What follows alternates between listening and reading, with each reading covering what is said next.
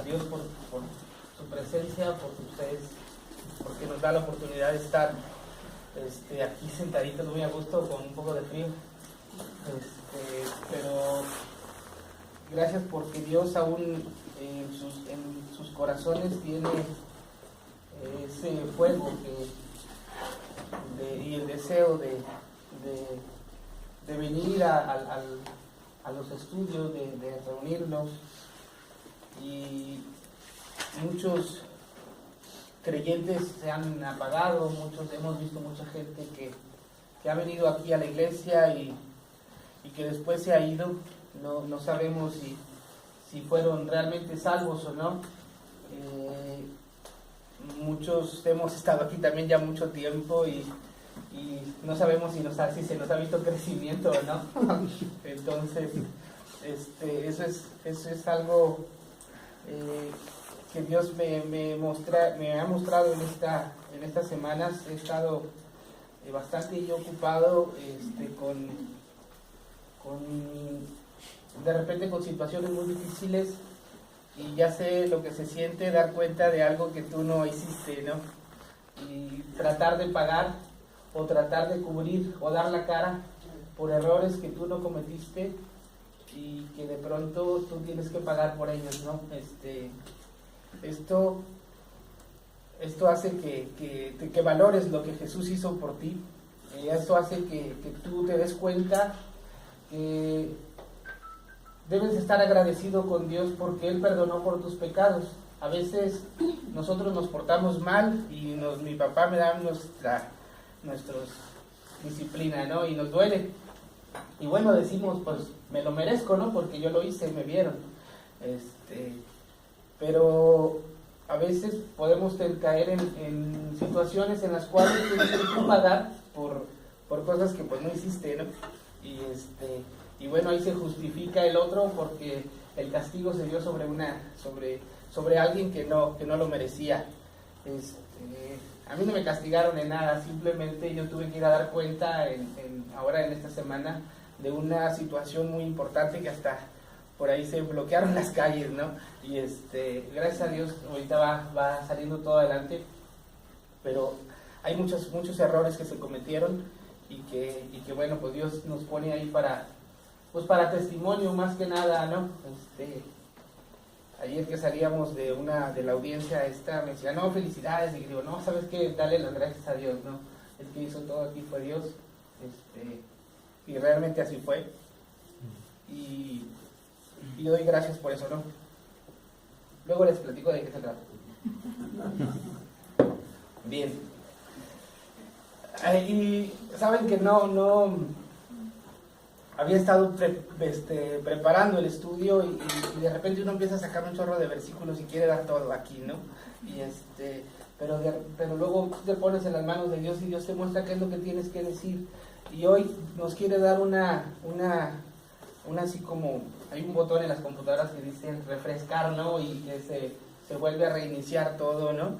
Y bueno, así había un programa en la oficina que para que los datos se te capturaran bien, tenías que darle refrescar cada vez que iniciabas un participante, ¿no?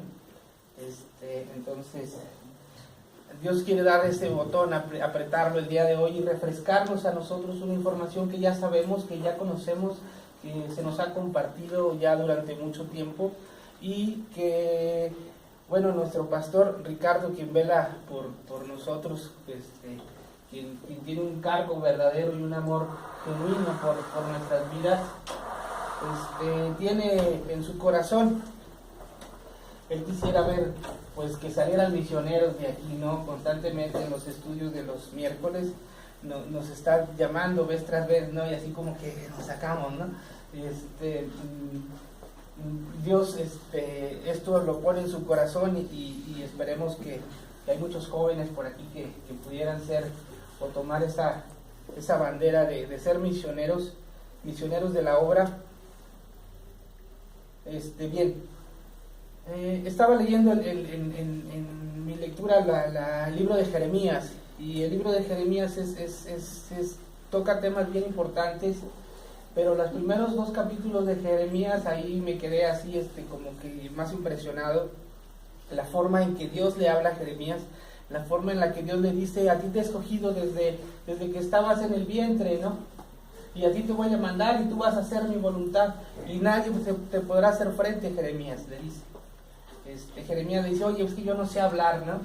Y le dice: no me salgas con que no sabes hablar, tú vas a ir, porque yo voy a estar contigo. Y Jeremías, hijo de Hilcías, un sacerdote, le tocó un tiempo bien difícil, un tiempo muy complicado en la vida de Israel. Israel siempre hay que verlo como el cristiano o el creyente que está siendo tratado por Dios constantemente, o vez tras vez está siendo tratado.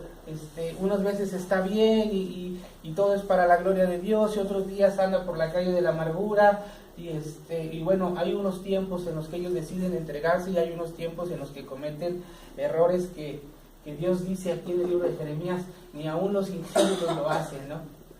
Entonces, vamos a ver el capítulo 2, número 2 de Jeremías.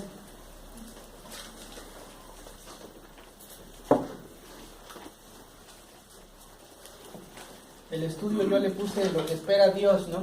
Ese es el título que yo le puse. Pero bueno, Dios trae la enseñanza a cada uno y esperemos que realmente su Espíritu trabaje en nosotros, porque a veces uno quisiera decir tantas cosas o quisiera decirle: mira, te estoy diciendo aquí para que entiendas, y no realmente tú entendiste otra cosa, ¿no? O el que estaba en un lado fue el que le cayó todo el 20, o tú mismo estás siendo enseñado. Y bueno, Él es el que debe trabajar en nuestros corazones. Cada vez me doy cuenta que Dios es el que tiene que hacer todo, ¿no? El que tiene que hacer todo en tu vida, el que tiene que trabajar en tu vida. Tú tienes que entregarle tu vida. Eso es la clave de tener éxito o no en la vida cristiana, de que tú tengas éxito, ¿no? En tu relación matrimonial, en tu trabajo, con tus hijos. Pero somos muy cabezones, como a veces yo digo, y empezamos a querer hacer las cosas a nuestra manera, como le pasó aquí a Israel. Esta historia que vamos a tomar no es tan largo el estudio, es corto. Esta historia que vamos a tomar, esta parte que vamos a leer de Jeremías, viene relacionada con el libro de los Reyes, sobre todo con las actuaciones o los hechos que hizo el rey de Jerusalén, de Judá, Manasés, y en el tiempo de Josías. Esta situación que vivía el pueblo de Israel era tremenda, ¿no? Rey Manasés, bueno, era rey a muy poca edad, a lo mejor por eso, no lo sé, pero dicen que hizo lo malo, y que hizo más malo que lo había hecho Acab, y que incluso pasó a su hijo en fuego para darlo en sacrificio a un dios que se llamaba Moloch. Y la idolatría de ese tiempo permitió una contaminación tremenda del templo de Dios, del templo donde Dios había dicho que ahí iba a estar sus ojos y que sus oídos iban a estar atentos a toda oración que se levantara en ese templo. Bueno, en ese templo Manasés metió toda la adoración pagana y mezcló toda el reino de los cielos, ¿cómo se llama? La reina de los cielos, ¿no? Y toda la adoración de la cuestión del zodiaco y todo eso, ¿no? Cuando yo era niño decía que era Géminis. No, yo no sabía ni qué era eso, pero yo era eso, ¿no? Porque había nacido en junio o algo así. Entonces, todo eso lo vivimos y lo vemos muy natural, y hasta en las revistas cuando te están cortando el pelo dices: ay, voy a ver qué me espera en el futuro, ¿no? Entonces, pero esa es una adoración pagana, y esa es una cosa tremenda que Dios, que Satanás utiliza, y que somos cautivos muy fácilmente porque no sabemos el origen de los mismos, y tuvo su origen en Babilonia, y Dios señala a Babilonia como la madre de todas las abominaciones. Entonces Israel estaba coqueteando, y no solamente coqueteando con eso, ya lo había tenido dentro de su territorio y dentro de su vida diaria. Incluso el mismo rey o el mismo líder de ese país estaba haciendo entrega de sus propios hijos, ¿no? Totalmente perdidos. Como nosotros somos creyentes, hijos de Dios, como nacimos de nuevo, Dios no puede dejarte que vivas en pecado. Al creyente, Dios no lo va a dejar que viva en pecado. Dios no puede permitir que sus hijos estén viviendo mal. Como a tus hijos no los permites que, a veces se te va un poco el hilo, ¿no?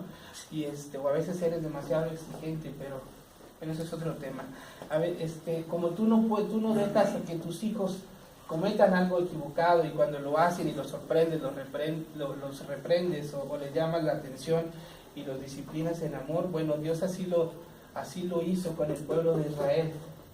Y dice que lo iba a agarrar como un plato y lo iba a voltear y le iba a hacer así al pueblo para limpiarlo por todas las cosas tan equivocadas que estaba realizando. Y a Jeremías le toca explicar una parte o en parte esto que estaba sucediendo. Entonces, ya para no hacer tanto por favor, el 2.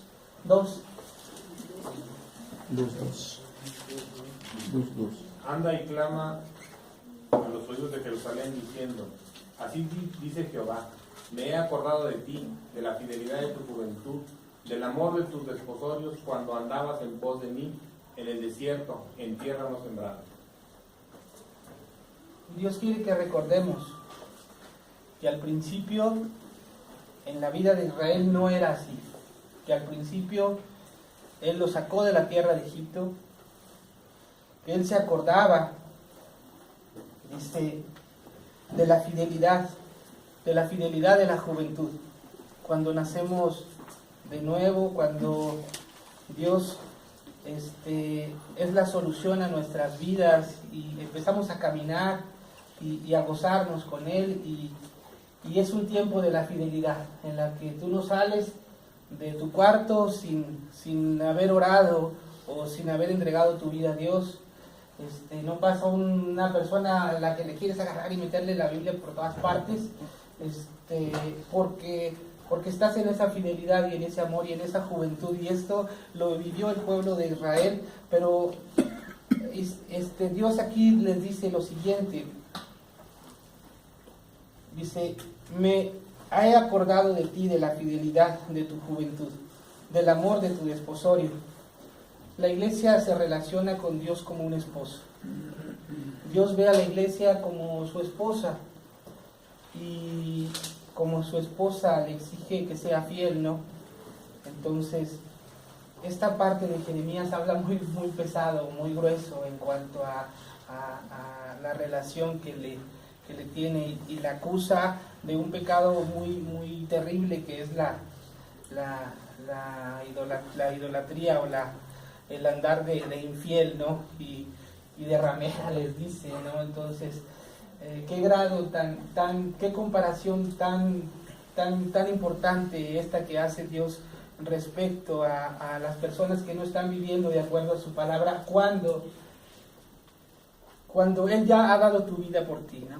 Entonces, esta comparación que dice: oye, eres una ramera, le dice al pueblo de Israel. Le dice unas cosas muy, muy feas o muy gruesas, muy tremendas, que a veces hasta tú dices: ay, espérate. Y luego History Channel quiere voltearla, ¿no? Y decir un montón de cosas, ¿no? Pero no saben el trasfondo, ¿no?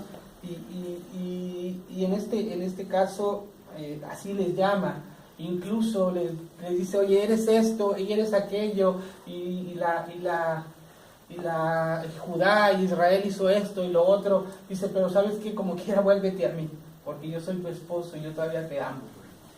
Entonces, más adelante vamos a leer 2:5, por favor. Así lo dijo Jehová: qué maldad hallaron en mí nuestros padres, que se alejaron de mí y se fueron tras la vanidad y se hicieron vanos.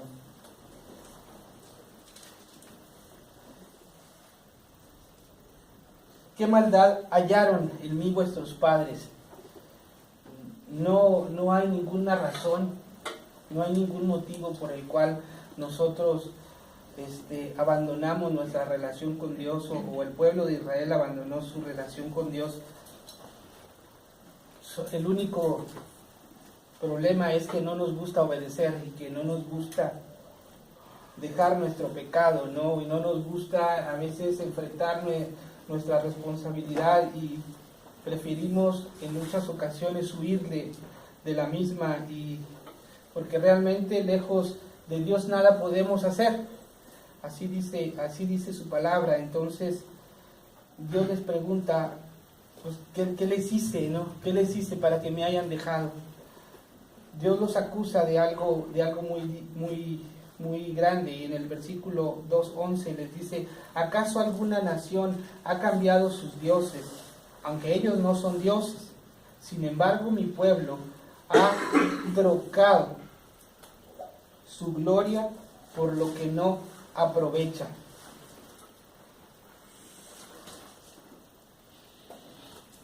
Dice Dios, la gente incrédula, haciendo una comparación de la idolatría, dice, pues ellos son idólatras y siguen a fulanito de tal, ¿no? Y tienen esta religión, y ustedes están aquí ante un Dios verdadero, ante un Dios que tiene agua de vida, y un Dios que tiene cuidado de nosotros. Dice, y ustedes me dejan a mí. Dice, ¿qué vieron sus padres de malo en mí? Dice, vean a esta gente está mal, pero tú vas con alguna palabra de Dios y ellos no se quieren convertir. Dice, ellos no dejaron a sus dioses y ustedes sí me dejan a mí. Dice, ¿cómo es posible que la gente que está viviendo en esa idolatría se pueda mantener más fiel a su Dios que nosotros a nuestro Dios, que sí es verdadero? O sea, ¿hasta dónde podemos llegar de nuestra torpeza, de no creerle a Dios que nos ha salvado, sí andar buscando en otro lado, o soluciones en otra parte, o buscando respuestas en otro lado? A ver, acuérdense cuando nos convertimos, y yo me acuerdo de mi mamá. Mi mamá le era muy fiel a los monitos, ¿no? Y siempre tenía que hacer sus rezos y sus oraciones, y tenía que hacer todos sus ritos religiosos, sobre todo en este tiempo, y por más que mis hermanos le predicaban, pues no quería dejarlos, ¿no? Porque es algo que traían adentro, arraigado, pues por cuestión de costumbre. Pues Dios dice, pues ellos son más fieles en su error que tú.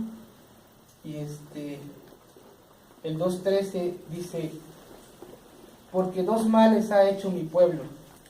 Me dejaron a mí, fuente de agua viva, y cavaron para sí cisternas rotas que no retienen agua.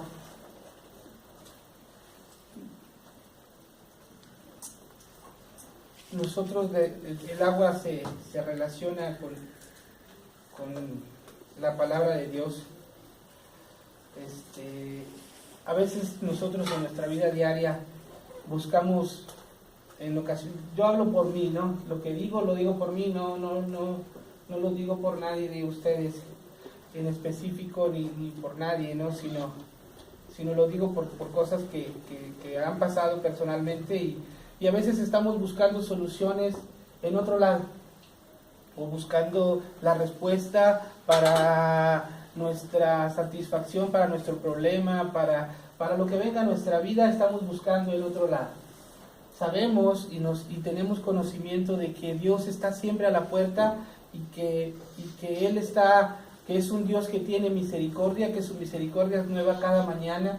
Sabemos esto porque lo hemos escuchado muchas veces, y aún así cerramos nuestra Biblia, y aunque hayamos orado, y vamos y queremos hacer nuestra voluntad, o confiamos en que fulanito de tal me va a ayudar, o que ahora sí, cuando llegue fulanito al poder, ahora sí yo voy a ser el número 2, ¿no? Entonces, realmente estamos tratando de buscar en cisternas, y estamos cambiando la verdad o la vida por una cisterna, y esa cisterna está rota. Esto les pasó al pueblo de Israel. Ellos entraron a esta tierra de Canaán, y ya nos explicaba Alejandro las semanas pasadas acerca de estos jueces y de la condición que vivía el pueblo de Israel, de siempre estar coqueteando con estos pueblos, de no buscar hacer la voluntad de Dios totalmente y terminaron siendo totalmente borrados en cuanto a la fidelidad de Dios, ¿no? Terminaron siendo cautivos de toda esta maquinaria que el mundo y Satanás hace, y terminaron siendo presas durante mucho tiempo de esto, y esta es la conducta que el pueblo de Israel desempeñó. Dice Dios en el 14, ¿es Israel siervo? ¿Es esclavo? ¿Por qué ha venido a ser presa? Son preguntas que se hacen. Los cachorros de león rugieron contra él, alzaron su voz y asolaron su tierra. Quemadas están sus ciudades sin morador.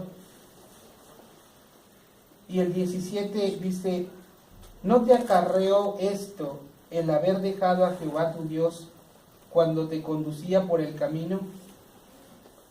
Esclavos y siervos. El 18, ahora pues, ¿qué tienes tú en el camino de Egipto para que bebas agua del Nilo? ¿Y qué tienes tú en el camino de Asiria para que bebas aguas del Éufrates?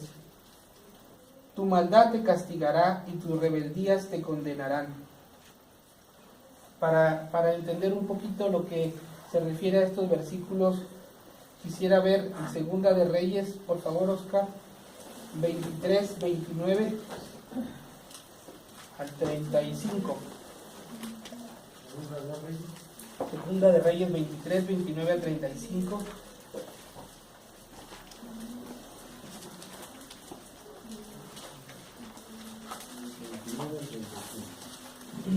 A ver si no está tan largo.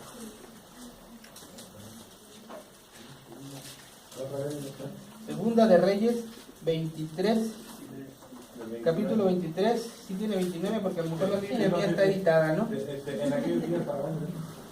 En aquellos días, Faraón Necao, rey de Egipto, subió contra el rey de Asiria al río Éufrates, y salió contra él el rey Josías. Pero aquel, así que le vio, lo mató en Megiddo. Y sus siervos lo pusieron en un carro y lo trajeron muerto a Megiddo, a Jerusalén, y lo sepultaron en su sepulcro. Entonces el pueblo de la tierra tomó a Joacás, hijo de Josías, y lo ungieron y lo pusieron por rey en lugar de su padre. De 23 años. Ok, perdón, del 35, se me hace que aquí me equivoqué en la línea. Dice, y Joacim pagó a Faraón la plata y el oro, mas hizo avaluar la tierra para dar el dinero conforme al mandamiento de Faraón, sacando la plata y el oro del pueblo de la tierra, de cada uno según la estimación de su hacienda, para darlo a Faraón Necao. Okay. Y el 23.5, Hilario, por favor.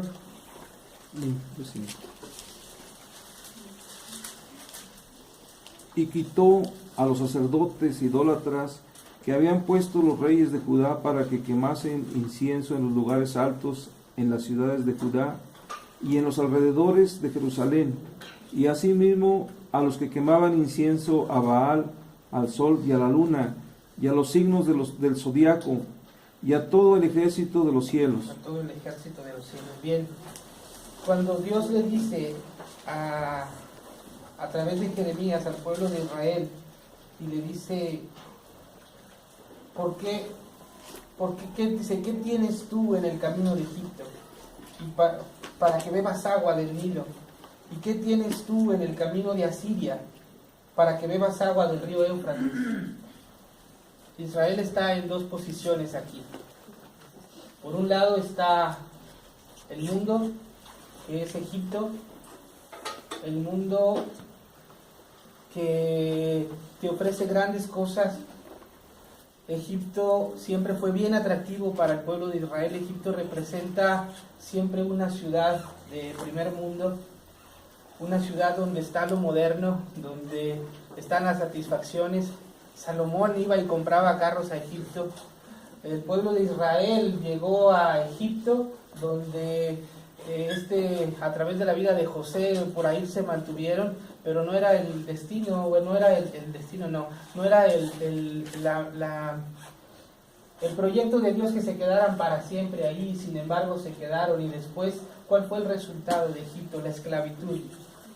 ¿Qué le pasó aquí a Josías con el rey de Egipto? Dice que entregaron el oro, ¿no? Que entregaron lo mejor que ellos tenían. Al final de cuentas, Dios te dice, el mundo, a pesar de que es muy atractivo para ti, a pesar de que te deslumbra con las cosas que te ofrece, va a acabar contigo y vas a terminar siendo un esclavo y un siervo. Le dice Dios a Israel, oye, aquí tienes una fuente de agua viva, ¿qué estás tomando agua del Nilo? ¿Por qué estás buscando agua en el mundo? ¿Por qué estás buscando satisfacer tus necesidades en el mundo? ¿Qué tienes que estar haciendo allá? ¿Eres siervo y eres esclavo? ¿No es porque me dejaste? Dice, ¿no es acaso por eso? Dice, ¿qué tienes tú allá? Del otro lado, en el Éufrates, está Asiria, la madre de todas las abominaciones, la religión. O Israel corría hacia el mundo o corría hacia la religión. Esto que leímos en la parte del 29 es las actuaciones de un rey que dispuso en su corazón hacer su voluntad, Josías, y que terminó o trató de terminar con todo lo que había hecho Manasés. Con todas estas cosas que Manasés había metido a la casa de Dios, Josías, en la intención de hacer su voluntad, destruyó todos estos ídolos, ¿no? Esto representa Babilonia, y esto representa Asiria, y esto representa el río Éufrates. ¿Qué estás haciendo en esa religión? ¿Qué estás haciendo siguiendo nuevamente a los ídolos? Tal vez como creyentes ya no adoramos a la Virgen tal o al Buda o a quien sea, pero cambiamos muchas veces nuestro Dios por otras cosas, ¿no? La religión siempre va a ser muy atractiva porque te deja hacer todo lo que tú quieres y no te pide cuentas. Por eso tú puedes salir de la iglesia a todo dar y al mismo tiempo llegar. Bueno, a mí la vez pasada me daba mucha, bueno, ya pensando, ¿no? Porque un amigo me invitó a un bautizo, ¿no? Y bueno, salen de la iglesia muy, pues qué padre, ya le quitamos los pecados al niño, ¿no? Y después de esto, pues a embriagarse, ¿no? Y a emborracharse. ¿Por qué? Pues porque le quitamos los pecados al niño, vamos a seguir pecando, ¿no? Entonces, o sea, qué contradictorio está eso, ¿no? Vamos a darle gracias a Dios por la Navidad y que por el niño Dios, y tráete el tequila y tráete lo demás, y al final terminas en el Ministerio Público integrando una averiguación por las lesiones, ¿no? Porque se pelearon entre ellos. Entonces, realmente esto sucede mucho porque la religión no te pide cuentas, ¿sí? Tenemos que tener mucho cuidado porque Dios dice que cada uno dará cuenta a Dios de sí, que todos compareceremos ante el tribunal de Cristo. Y nosotros sí tenemos que dar cuenta de lo que Dios nos ha llamado, y nosotros sí tenemos que dar cuenta de Él. La religión no te va a pedir cuentas porque es falsa. Al final te va a decir, era mentira todo, ¿no? Entonces, les dice Dios al pueblo, ¿qué haces buscando ahí en Asiria, ¿no? En el río Éufrates? ¿Qué haces buscando donde no hay? Dice, has cavado cisternas, dice, has dejado a mí fuente de agua viva y has cavado para ti cisternas, dice, y aparte esas cisternas no retienen agua, ¿no? Son como la línea que está por mi casa, ya nunca siempre está tirando agua. Pero como quiera no la cobran, dijo, no, es otra cosa. Bien. Vamos a ver una verdad bien importante, y en el versículo 2:22. Aunque te laves con lejía y amontones jabón sobre ti, la mancha de tu pecado permanecerá aún delante de mí, dijo Jehová el Señor. Y vamos a leer el 21, Hilario, porfa. Te planté de vid escogida, simiente verdadera toda ella. ¿Cómo pues te me has vuelto sarmiento de vid extraña? Cuando nacimos de nuevo, Dios nos plantó de una vid verdadera. Pero si dejamos nuestra relación con Él, vamos a caer indudablemente en pecado. No podemos saltar de nuestra relación con Dios y decir no va a pasar nada. Voy a Ya oré más de 15 días seguidos y voy a orar una semana, voy a dejar de orar porque ya traigo una protección extra. No es cierto, no es cierto, ¿no? El dejar a Dios va tarde o temprano a llevarte a pecado. Esto no le pasó a Israel de inmediato, no le pasó a Israel de un día para otro. No fue algo que sucedió para mañana, es decir, hoy no oré y ya mañana estoy con todos los conflictos del mundo, ¿no? Dice Dios, desde muy atrás, en el versículo 20, desde muy atrás rompiste tu yugo y tus ataduras y dijiste, no serviré.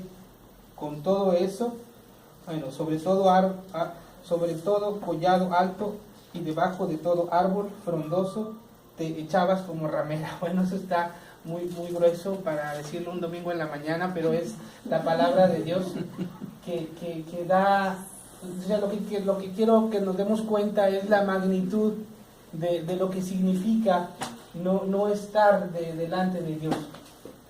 Lo que significa, y el dolor que le causa, el dolor que causa esto, es como si tu esposo o tu esposa, que es todo en tu vida, de pronto la ves con alguien más. Y yo no quiero pensar el día en que esto suceda y en que tú puedas ver esto y la forma en que se va a quebrar tu corazón cuando veas a tu esposa paseando por ahí con otra persona, ¿no? O sea, la fidelidad en el matrimonio en el mundo, pues bueno, ni existe, ¿no? Ahorita es mal visto el que es muy fiel, ¿no? Y es el que está mal. Así está de cabeza el mundo, ¿no? Así está de cabeza al grado de que un pecado muy grande por el cual Dios destruyó a Sodoma y a Gomorra ahora es un derecho humano, y si tú dices algo en su contra, estás mal, y el que necesita terapia eres tú. Así está de mal, así se ha cambiado el mundo de mal, así están las cosas de vueltas de cabeza. Entonces no esperes que caminando en el mundo vas a recibir pues un agua refrescante, ¿no? Entonces, pero esto no sucedió de la noche a la mañana. ¿Qué nos dice Dios con esto? Que tenemos que tener cuidado en nuestras vidas, porque una vez que deje de congregarme, una vez que deje de estar orando o yendo a su palabra, no va a pasar nada. Y a lo mejor una semana y no pasó nada. Y a lo mejor ya tengo 3 años y no ha pasado nada. O a lo mejor ni somos cristianos, ¿no? Por eso no pasa nada. O bien, de pronto sucede que Dios te llama a cuentas y te dice, oye, tienes, no solamente hoy, tienes tantos días en que has ido sembrando y sembrando y sembrando, y el que siembra bueno, eso ya se lo sabe, ¿no? De la sangre se hará corrupción, ¿no? De la carne se hará corrupción. Bien, dice Dios, y así ve el pecado, Dios, aunque te laves con lejía y amontones jabón sobre ti, la mancha de tu pecado permanecerá aún delante de mí, dijo Jehová. Y encima de esto hay algo que es también impresionante, que pasa mucho en nuestras vidas, o al menos le pasó al pueblo de Israel, es que luego dices que tú no tienes la culpa, ¿no? Porque el versículo que sigue dice, ¿cómo puedes decir, no soy inmunda, nunca anduve tras los Baales? Mira tu proceder en el valle y conoce lo que has hecho, dromedaria ligera que tuerce su camino. Todavía encima de eso nos atrevemos muchas veces a decir, yo hice eso. Ay, ¿cuándo? Yo no lo hice. Y a no reconocer y no aceptar nuestra responsabilidad. No podemos engañar a Dios. Aunque nos lavemos, aunque me bañe y me ponga una ropa esa de marca, ¿no? Y esté guapo, ¿no? Como unos jóvenes que veo. Si tu vida estuvo mal encaminada, la mancha de tu pecado permanecerá. Si yo estoy haciendo trampa, aunque les diga a mis papás que no estoy haciendo trampa, la mancha de tu pecado está delante de Dios. Aunque tú no lo quiere, aunque tú trates de esconderlo y demos una buena apariencia, cuando, oye, ¿cómo estás? Muy bien, todo muy bien. ¿Sí? Entonces siempre decimos que estamos muy bien, ¿no? Y el mundo de cabeza, ¿no? ¿Y cómo estás? No, muy bien. Y tu familia, no, todo muy bien, perfecto. Todo está muy bien, ¿no? Y está todo al revés, ¿no? De cabeza y es no reconocer lo que está haciendo mal, ¿no? Aquí lo más importante es lo que viene a continuación.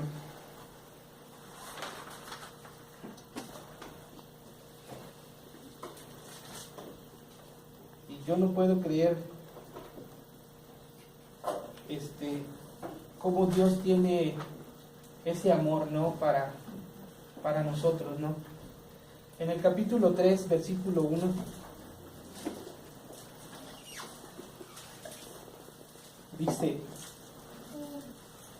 dice, si alguno dejare a su mujer y yéndose ésta de él, se juntare a otro hombre, ¿volverá a ella más?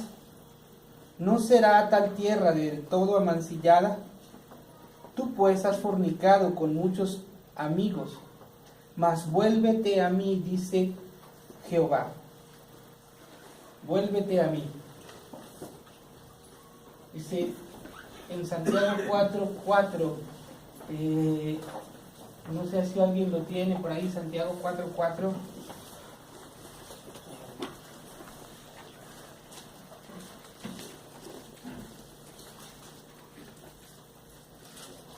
Oh almas adúlteras, ¿no sabéis que la amistad del mundo es enemistad contra Dios? Cualquiera pues que quiera ser amigo del mundo, se constituye enemigo de Dios. Cuando Santiago hablaba de eso es porque así Dios siempre ve la relación de la iglesia con Él y la relación tuya como hijo, como si fuera un esposo y la iglesia, Él es el esposo y la iglesia la esposa, ¿no? Y entonces Dios dice, en términos normales y platicando así entre amigos, dice, si una persona, si su esposa lo deja y se va con sus amigos y te das cuenta, ¿la vas a recibir? Pues claro que no. Pero dice Dios, vuélvete a mí. Pero Dios sí tiene una misericordia tan grande y que por su misericordia no hemos sido consumidos y ya hemos conocido ese versículo. Dios llama al pueblo de Israel y le dice, vuélvete a mí, a pesar de que has hecho esto y a pesar que eras como una cabra, como una mula o una montés, algo así, una asna montés, que agarrabas de todo. Dice, aún así vuélvete a mí. Yo estoy en la disposición de perdonarte. La invitación es que te regreses. La clave es lo siguiente, el versículo 13 del 3. Reconoce pues tu maldad, porque contra Jehová tu Dios has prevaricado y fornicaste con los extraños. Y no oíste mi voz, dice Jehová. Reconoce tu maldad. El 14, convertíos, hijos rebeldes, dice Jehová, porque yo soy vuestro esposo, y os tomaré uno de cada ciudad y dos de cada familia, y os introduciré en Sión. El 15, y os daré pastores según mi corazón, que os apacientan con ciencia y con inteligencia. Esta iglesia en la que pertenecemos ha sido formada por el amor de unas personas. Tenemos un pastor que Dios nos lo da, ¿no? Un pastor que por más que existan voces extrañas, es un pastor conforme al corazón de Dios. Ricardo es un pastor conforme al corazón de Dios y que vez tras vez trata de apacentar a nosotros con conciencia y con inteligencia. Debemos cuidar de su vida, debemos cuidar de estar en oración siempre, porque esta es la promesa que Dios nos hace, de siempre tener a alguien que te vaya a ir guiando, Él sabe que si nos deja solos, vamos a estar como el pueblo de Israel, de pronto vamos a estar buscando en otro lado y se nos va a hacer más atractivo irnos hacia el mundo o hacia la cuestión de la magia, ¿no? Y de la religión.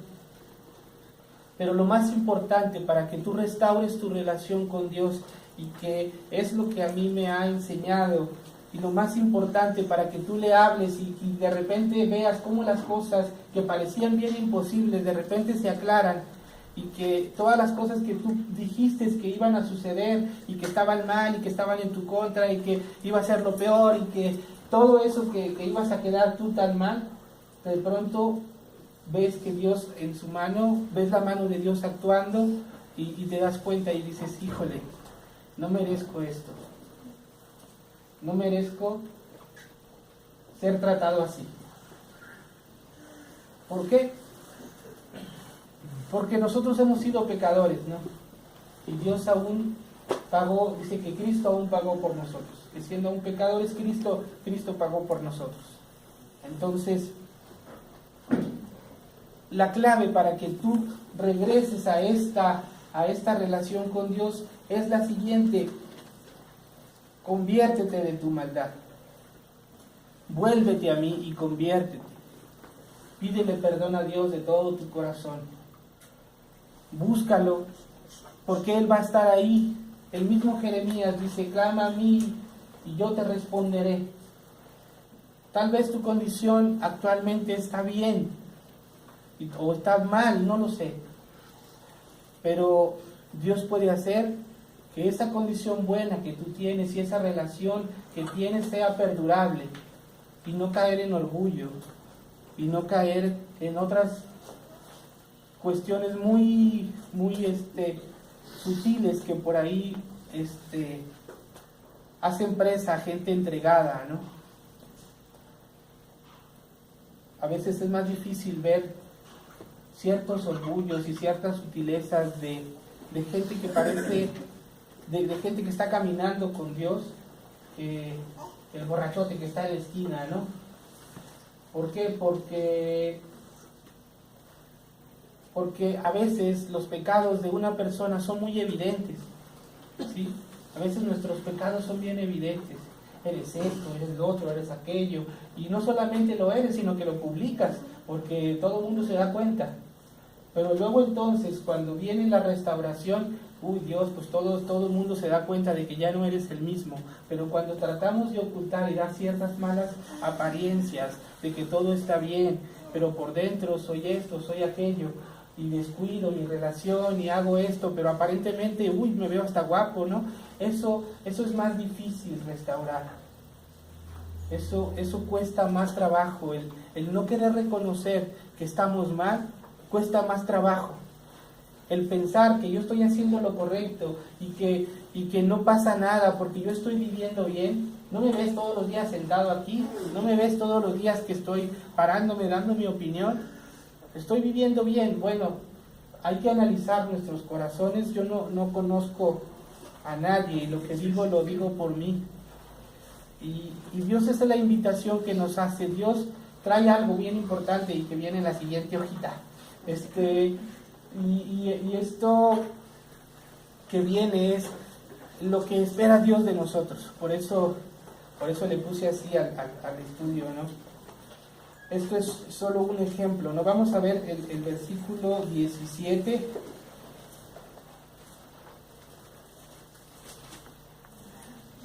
En aquel tiempo llamarán a Jerusalén trono de Jehová, y todas las naciones vendrán a ella en el nombre de Jehová. Y todas las naciones vendrán a ella en el nombre de Jehová en Jerusalén, ni andarán más tras la dureza de su malvado corazón. Dios te promete una restauración que no solamente va a aliviar tu vida, sino que va a ser de bendición para los demás. El capítulo 4:1 es parte de la solución y de lo que Dios solicita que hagamos le solicitaba al pueblo de Israel para que recuperara su relación con Él. ¿Sí, Oscar? Si te volvieres, oh Israel, dice Jehová, vuélvete a mí, y si quitares de delante de mí tus abominaciones, y no anduvieres de acá para allá. Síguele, por favor, Y y jurares, vive Jehová en verdad, en juicio y en justicia. Entonces las naciones serán benditas en él, y en él se gloriarán. Esta es la meta, y esto es lo que Dios esperaba del pueblo de Israel, que no solamente que fueran un pueblo escogido por Dios, no solamente que fueran así como que los que tenían la exclusiva en el tiempo antiguo, sino que el pueblo de Israel estaba para que fuera un luminar, para que fuera el representante de Dios, para que las naciones voltearan a este pueblo, y no que tú te convirtieras a las naciones, sino que las naciones se convirtieran a Israel. Pero sucedió lo contrario, ¿no? Porque no quisieron servir, porque se endurecieron en su corazón y siguieron tras los Baales, ¿no? Porque es bien fácil desviarte, en serio, es bien fácil de pronto estar caminando en otras cosas pensando que incluso que hacemos lo correcto. Así que debemos siempre guardar nuestra relación con Dios, no descuidarla. En Hebreos 4:16, y Darius, lo tienes, por favor.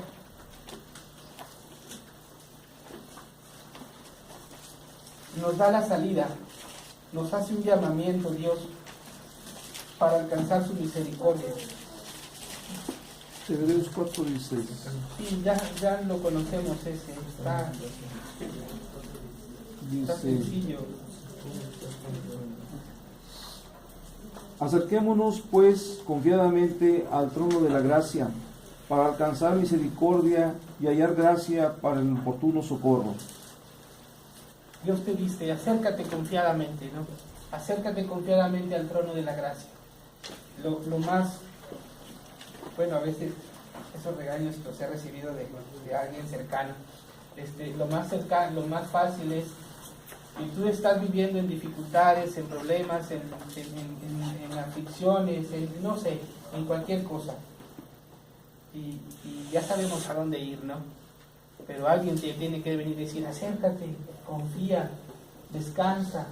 Pero es bien difícil a veces soltar el problema, ¿no? A veces es bien difícil traer el problema aquí en las manos y ¿quién me va a ayudar? Es que traigo este problema muy fuerte y tú me quieres ayudar, sí, pero es que es como que no, déjamelo, yo te lo voy a arreglar. Por ahí Oscar publicó un versículo que me ayudó durante toda la semana. Tú puedes echar tu ansiedad delante de Dios, y él, porque Él tiene cuidado de ti. Él tiene cuidado de ti. Cualquier cosa, échala sobre Él. Yo no sé si nosotros nos demos cuenta de lo que significa echar nuestra ansiedad sobre Dios, pero imagínate que tú estés aquí y que empieces de uno por uno a echarte todas las broncas que trae, y que tú tuvieras esa capacidad de decir, ahí viene Marta y me va a contar todos sus problemas y le voy a dar la salida y el fuego, el que sigue, y luego otro, y luego otro, y luego otro. Has usado una aspiradora que una vez, y luego otra vez, y luego otra vez, y luego al final, pues ya está llena de bugre, ¿no? Donde se llenó el depósito de la basura.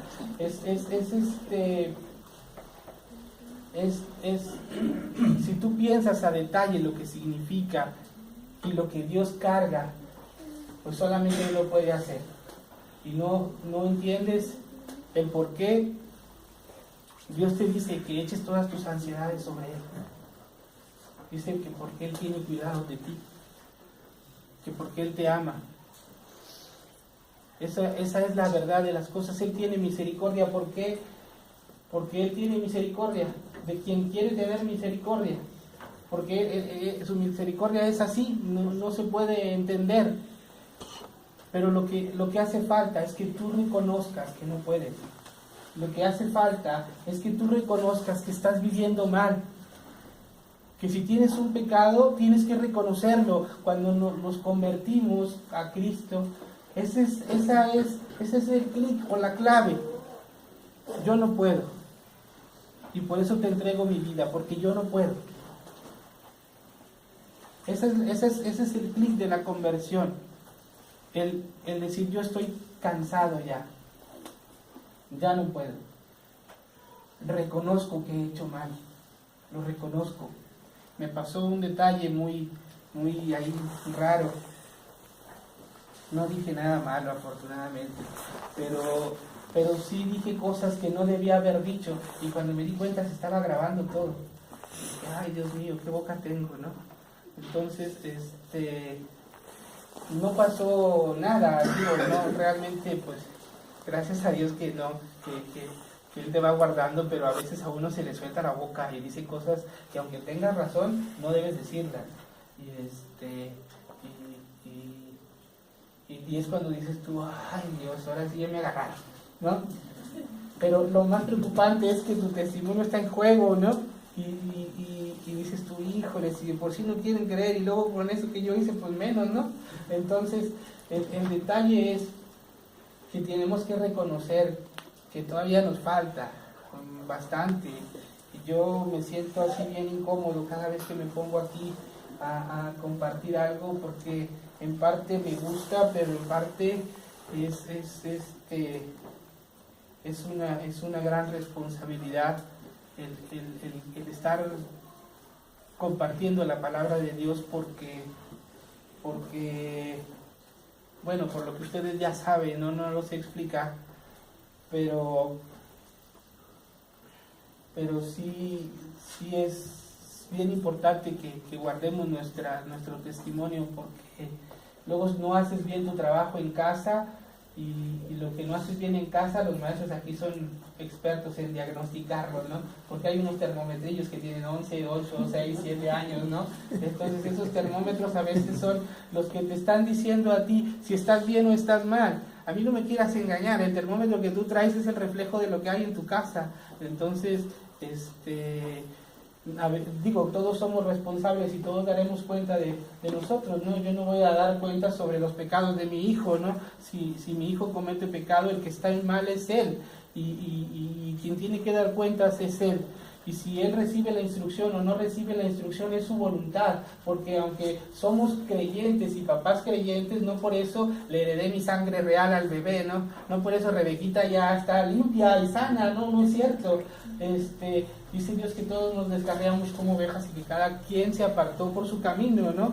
Entonces, pero sin embargo, sí influye mucho tu vida, la vida de tu esposa, y se refleja mucho en tus hijos, o se refleja mucho en tus compañeros de trabajo, o en la forma que haces el negocio, o en la forma en la que le das la salida al negocio, ¿no?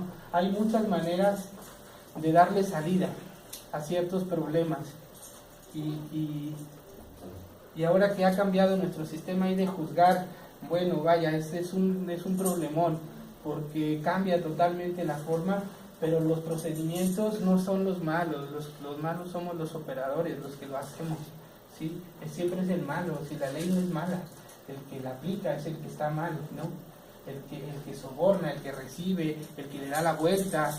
Yo mismo, siendo responsable, le doy la vuelta. Entonces, o yo mismo que estoy para castigar, invento cosas, pues ahí está lo malo, ¿no? Entonces, ya no sé ni por qué les dije esto. Vamos a ver Filipenses 1:6.